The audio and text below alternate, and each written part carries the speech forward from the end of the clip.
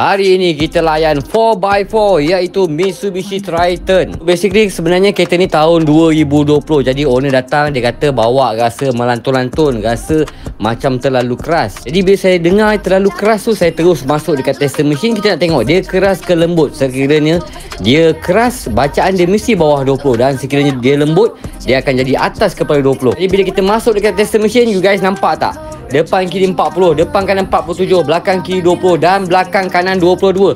So bacaan ni sebenarnya lembut. So bila lembut, kereta tu dia tidak bergantung pada absorber dan hanya bergantung kepada spring. Sebab itulah owner cakap keras. Jadi dengan bacaan macam ni, kami terus masuk kat hoist, kami terus buka ke 4 batang absorber, kami tekan.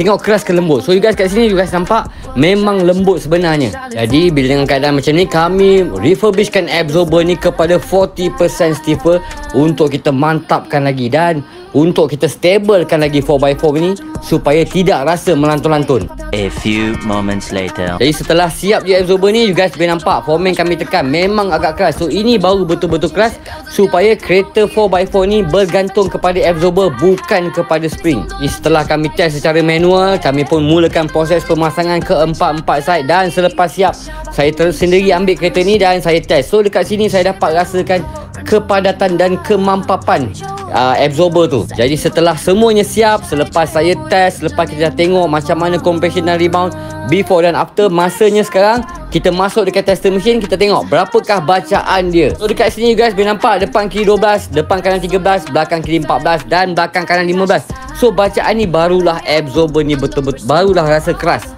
Jadi barulah kereta ni akan rasa stable dan tidak bergantung lagi kepada spring. So, itulah dia cerita untuk Mitsubishi Triton tahun 2020. Kepada you guys kat luar sana yang menggunakan 4x4, tak kisah model apa, ada masalah berbuai, rasa keras, jangan risau, senang saja. You guys boleh masuk dekat link bio saya ataupun Roger nombor saya 0166737696. Jadi kita akan settlekan, kita akan boleh berchatting lebih lanjut lagi dan untuk book slot untuk checking pun boleh melalui nombor tu. InsyaAllah kita akan jumpa lagi dalam video seterusnya. Yang paling penting guys, kekalkan original absorber dan semoga you guys yang menonton video ni dipermudahkan urusan dan dimurahkan rezeki, InsyaAllah. Bye bye. Assalamualaikum.